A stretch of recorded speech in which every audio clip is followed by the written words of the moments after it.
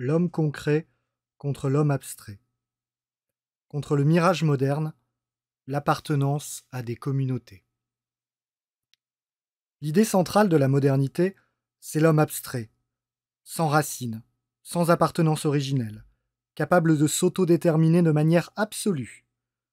Tout rapport au monde social ne serait pour l'homme que contingent, le fruit d'un choix, d'un désir ou d'un calcul intéressé. Il ne serait nécessairement ni européen ni africain, ni homme ni femme. Il pourrait être tout cela à la fois et transitionner entre ses identités selon son bon vouloir.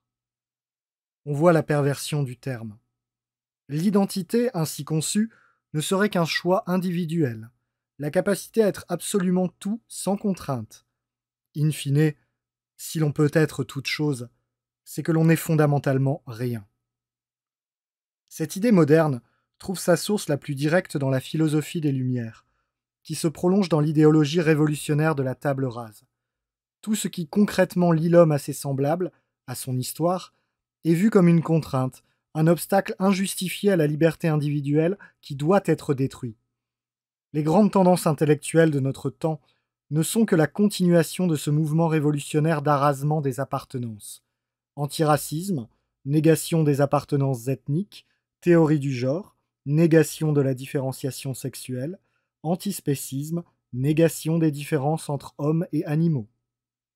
Cet homme abstrait, au cœur de la pensée moderne, est une fiction. C'est d'abord un vide théorique. Si tous les attributs de l'homme sont purement contingents et ne le définissent en rien, alors que lui reste-t-il ? L'homme que l'on était censé grandir en exaltant sa liberté se trouve rapetissé, ce n'est plus qu'une coquille vide. En outre, en vertu même de leur abstraction, les droits de cet homme générique sont un concept inopérant. Leur inventaire évolue sans cesse, et ce qui est considéré comme un droit de l'homme un jour devient un obstacle aux droits de l'homme le lendemain. Ces droits sont aussi une source de revendications en conflit permanent. À quoi bon défendre les minorités visibles si l'on proclame que les races n'existent pas ? Quel sens peuvent avoir les revendications des homosexuels si les sexes sont une fiction ? Que peuvent même signifier les droits de l'homme si l'homme n'est pas différent de l'animal ? Le mirage de l'homme comme feuille blanche permet toutes les revendications catégorielles, jusqu'aux plus absurdes.